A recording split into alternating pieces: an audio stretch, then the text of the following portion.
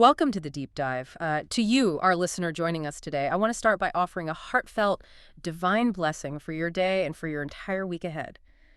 May you find clarity, purpose, and profound peace in whatever you are facing right now. Yeah, we are just so glad you've chosen to spend some time with us today. Absolutely.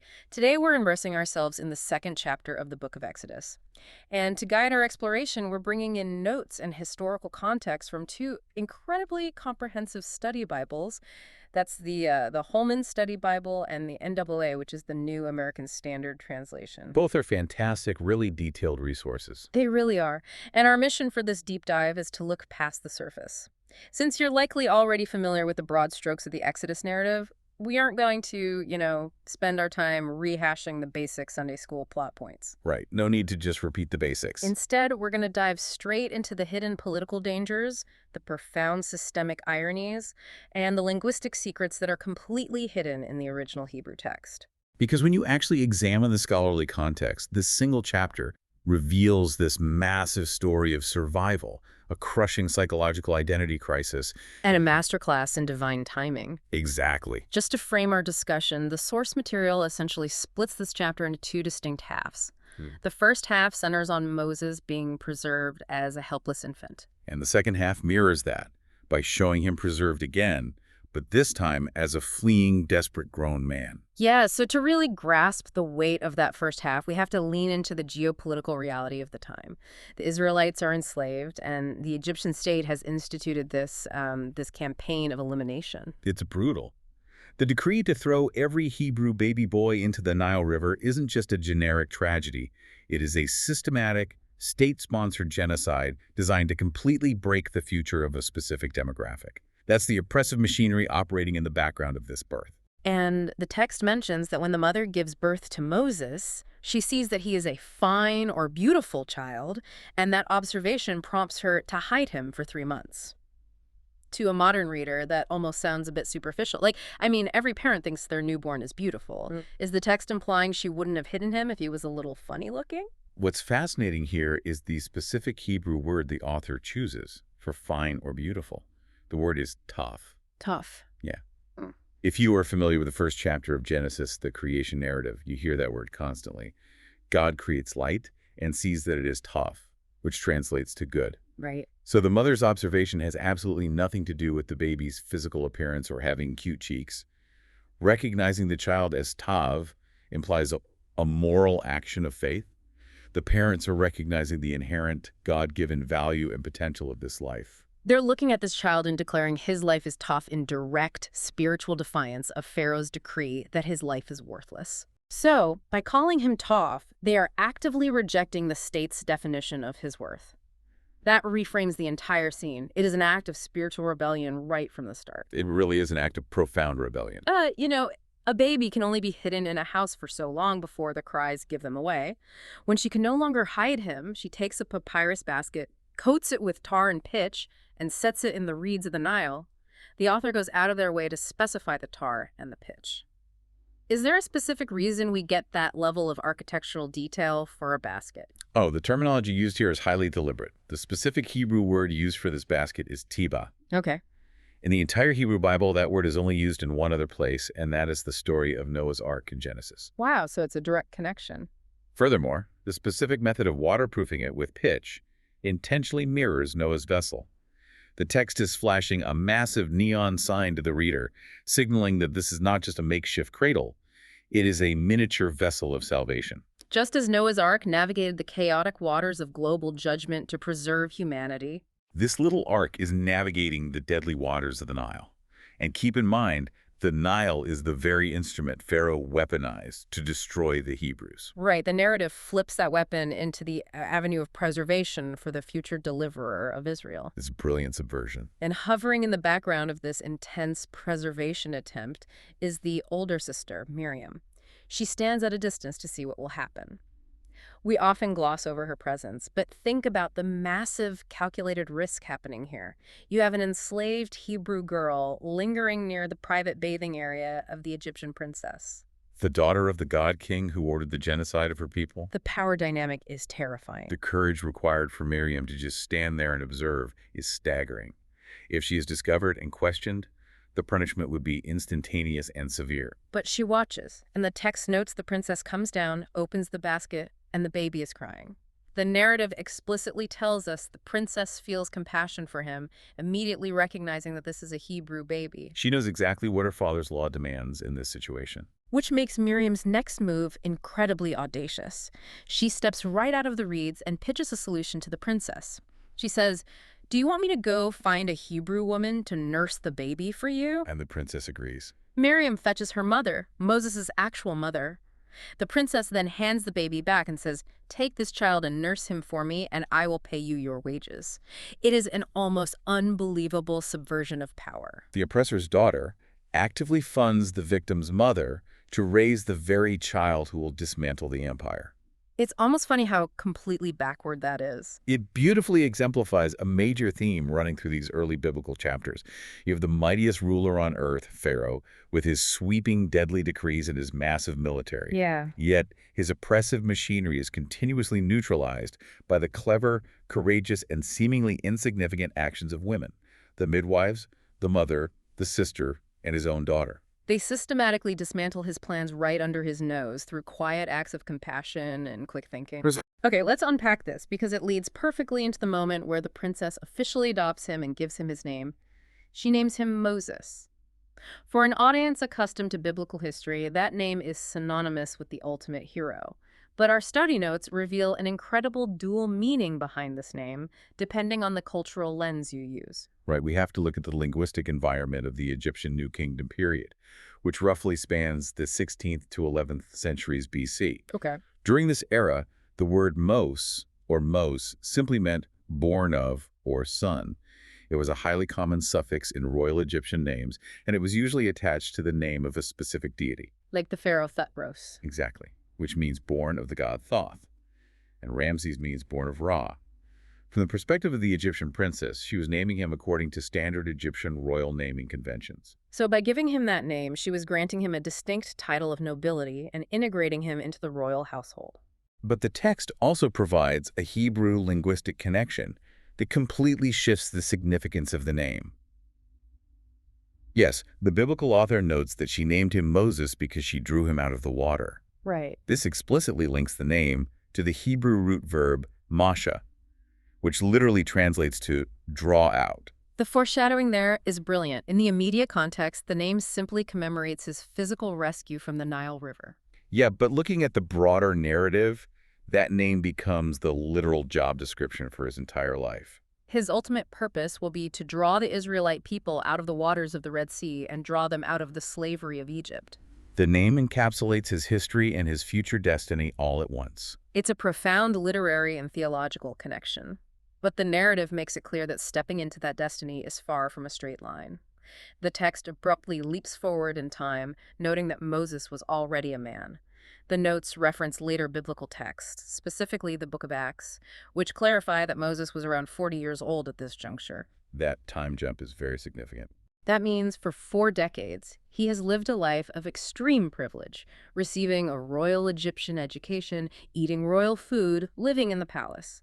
But he leaves that comfort to observe the heavy labor of his own people. Yeah, and we know the famous sequence of events here. All right, he witnesses an Egyptian beating a Hebrew. He looks around to ensure the coast is clear. He strikes the Egyptian down, and he hides the body in the sand. It is a pivotal, tragic turning point. And the original language really highlights the dark nature of the act. How so? The Hebrew word translated as hide, when Moses buries the body in the sand, implies a deliberate, guilty concealment of a crime. Ah, so it's a different word. It's a completely different Hebrew word than the one used back in verse 2, when his mother hid him as an infant. Her hiding was an act of protective love and fierce faith. His hiding is an act of covering up murder, driven by fear. That linguistic contrast really emphasizes his internal state. He knows he has committed a capital crime. He thinks he got away with it, but the reality check comes the very next day. He goes out and finds 2 Hebrew men fighting each other. He tries to intervene as a peacemaker, questioning the one in the wrong, and the man immediately snaps back. "Who made you prince and judge over us? Are you thinking of killing me as you killed the Egyptian? It's devastating. It is a bit like a corporate executive trying to go on the show Undercover Boss, only to have the warehouse workers immediately recognize him and call out his hypocrisy. If we connect this to the bigger picture, you see the absolute tragedy of Moses' situation. He is attempting to act as a deliverer for his people, but he is doing it entirely in his own strength, utilizing the violent methods of the empire that raised him. And because of that approach, he is entirely rejected by the very people he is trying to save. They don't recognize him as a brother or a savior. They just see an arrogant Egyptian prince trying to enforce his will. The fallout is immediate. His secret is public, the Hebrews have rejected his leadership, and Pharaoh issues an execution order. Overnight, Moses goes from being a prince of the most powerful empire on earth to a wanted fugitive running for his life. The text tells us he flees to a place called Midian. What is the geographical and political significance of that specific location? The territory of Midian was located in the Arabian Peninsula, over on the eastern side of the Gulf of Aqaba. It is a vast, arid desert region. But politically, its location is crucial. Midian was safely outside the reach of Egyptian military control. Okay, that makes sense. Egypt had heavy mining interests and military outposts in the Sinai Peninsula, so Moses couldn't just hide in the neighboring wilderness. He had to cross entirely out of Pharaoh's jurisdiction. Midian was one of the few places he could establish a life where the Egyptian authorities couldn't touch him. So he secures his physical safety, but he lands in a state of total cultural isolation. The narrative tells us he sits down by a well. Now, for an ancient audience familiar with Near Eastern literary motifs, sitting by a well isn't just a detail about a guy needing a drink of water, is it? Not at all. In biblical literature, a man sitting by a well in a foreign land is the ancient equivalent of a flashing neon sign indicating a marriage is about to happen. It is the quintessential setup for a betrothal scene. The original audience would instantly recall the servant meeting Rebekah at a well for Isaac. Or Jacob meeting Rachel at a well. They know exactly where this scene is heading. And right on cue, the 7 daughters of Reuel, the priest of Midian, arrive to water their father's flock. Some hostile shepherds show up and try to drive the women away. Moses, clearly still possessing a strong internal drive for justice, stands up, defends the women, and waters their flock. And when the daughters report back to their father, they say, "An Egyptian rescued us." Yeah, that phrasing is absolutely devastating when you think about Moses' internal state. That simple phrase carries immense psychological weight. Moses is ethnically Hebrew. He just threw away a royal title, ruined his life, and became a fugitive specifically to defend a Hebrew slave. Yet to these Midianite women, he looks like an Egyptian. He is likely dressed in Egyptian clothing, and he probably speaks with an Egyptian dialect. He doesn't belong with the Egyptians anymore because the state wants him executed.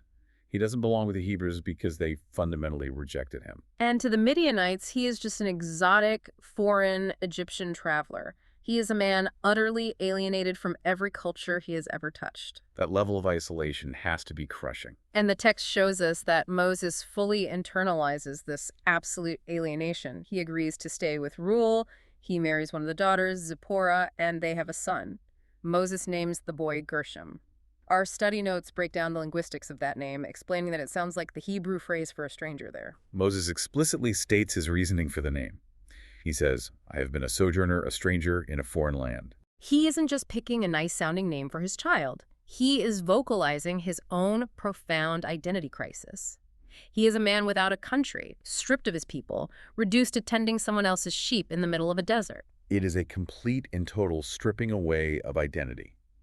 Everything he thought qualified him for greatness, his royal education, his physical strength, his position of influence, has been completely removed. He is reduced to a stranger in the wilderness. It's a humbling reality. And the narrative makes it clear he stays in that obscure state for a very long time. The text notes that during those many days, the king of Egypt finally died. But the systemic oppression of the Israelites didn't die with him. The slavery continued, and the people groaned and cried out under the crushing weight of their bondage. The desperation in those final verses of the chapter is palpable. It really is. It says their cry for rescue went up to God. And then the author concludes the chapter with a sequence of 4 of the most powerful action verbs in the entire text. It is a massive shift from the desperate, chaotic groaning on earth to the decisive, calculated action of heaven. The phrasing is highly intentional. The text states that God heard their groaning. God remembered his covenant with Abraham, Isaac, and Jacob. God saw the people of Israel, and God knew or took notice of their condition. I want to examine that second verb, remembered. Because in modern English, when we say someone remembered something, it usually implies they had forgotten about it. It almost sounds like God was distracted for 400 years and the crying suddenly jogged his memory. This raises an important question about how biblical language and theology operate. In this specific textual context, God remembering his covenant absolutely does not imply a previous state of forgetfulness, negligence, or distraction. Okay, so how should we read it? In biblical literature, the divine act of remembering is a formal, covenantal term. It involves a level of consciousness that shifts into direct, active intervention. It signifies that the time has officially come to act upon the promises he previously made. Ah, so when God remembers, action immediately follows. Exactly. It signals to the reader that the long, painful period of waiting is over, and the intricate machinery of divine deliverance is about to engage. Which sets the stage flawlessly for the explosive events of the burning bush in the next chapter. It's the perfect setup. When you step back and look at the entirety of Exodus chapter 2, it truly is a masterclass in irony, paradox, and providence. You have a paranoid oppressor who unwittingly funds the survival and royal education of the very child destined to bring down his empire. You have a privileged prince who tries to save his people through violent intervention, only to find himself a wanted murderer. And you have a man who thought he was a hero, completely stripped of his titles, his wealth, and his community, settling down as a nameless stranger by a desert well. It challenges our conventional understanding of preparation.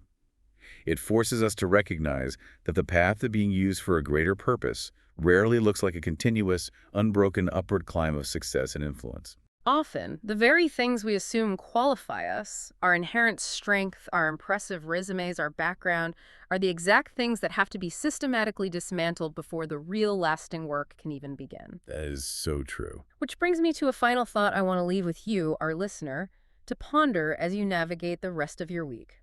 Moses had to lose absolutely everything, his royal Egyptian status and his acceptance among the Hebrews, and become a complete stranger in the desert before his true calling could begin. How often in life does a season of total alienation and feeling out of place actually serve as the necessary preparation for a true purpose? And even beyond that, we spend so much time focusing on Moses and Pharaoh, the big names and the grand power struggles. But look closely at how this entire narrative actually hinges on the marginalized, quiet observers. Right. Without Miriam watching from the reeds, without the midwives, without the mother's quiet defiance, the great deliverer never survives infancy. It makes you wonder, how often do we completely overlook the Miriams in our own modern power structures? How often are the quiet, seemingly insignificant people operating on the margins actually the ones dismantling oppressive systems, while the people at the top falsely believe they are in complete control? It is a powerful lens through which to view the world. It's a profoundly necessary lens. Thank you for taking the time to explore these historical depths with us today. The layers of meaning embedded in these ancient texts are always worth the effort to uncover. They absolutely are. Thank you so much for joining us on this deep dive. God blesses all the listeners.